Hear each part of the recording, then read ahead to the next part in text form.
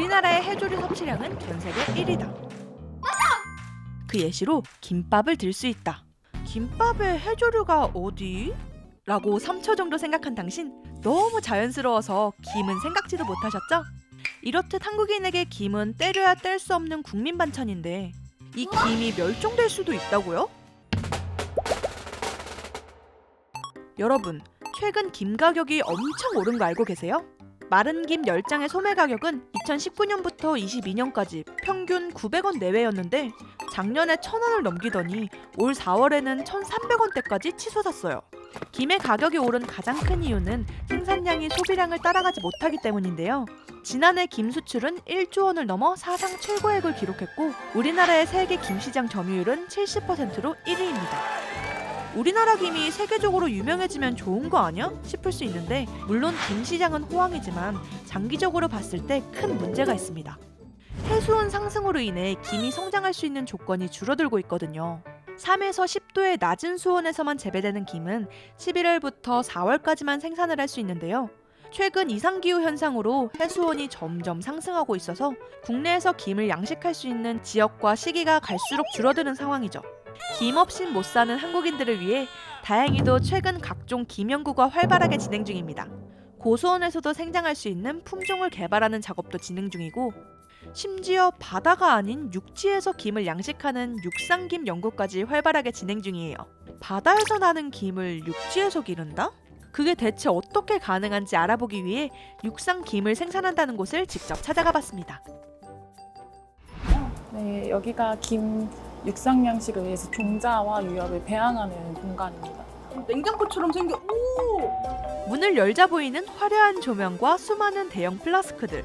냉장고인 줄 알았던 이 공간이 바로 김 종자를 배양하는 배양실이라고 합니다.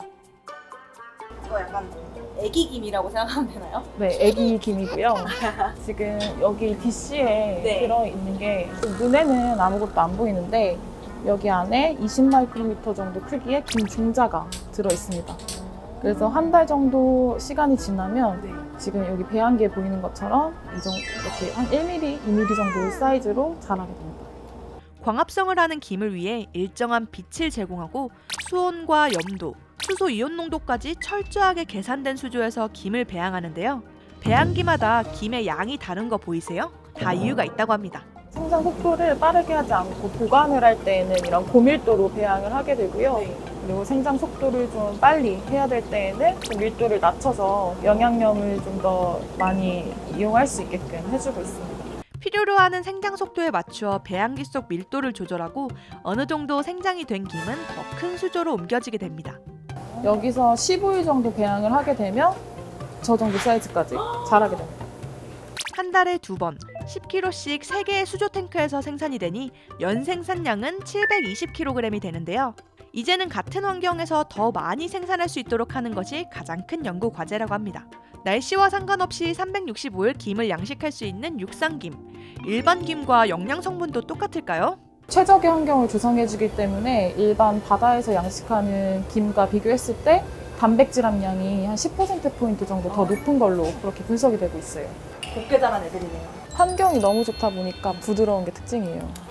연구실에서 곱게 자라 더 부드럽다는 육상김. 과연 그 맛은 어떨까요?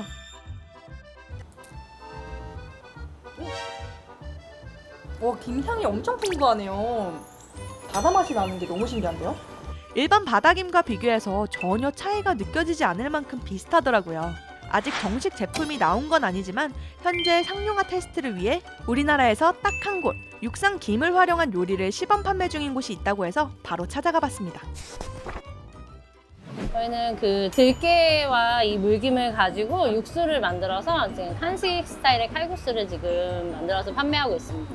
기존에 알던 김하고는 다르게 물에 담겨서 조금은 미역에 좀 가까운 느낌이라고 보시면 될 것 같아요. 육상 물김을 곱게 갈아 칼국수 육수로 쓰면 해산물을 따로 넣지 않아도 바다 맛이 나는 칼국수가 완성된다는데요. 이게 바로 수조에서 키운 육상김으로 만든 물김 들깨 칼국수입니다. 냄새는 약간 그 고소한 들깨 칼국수랑 미역국 있죠? 김국이나 미역국 같은 그런 해초류 같은 그런 냄새가 나는데 근데 냄새가 너무 좋아, 진짜.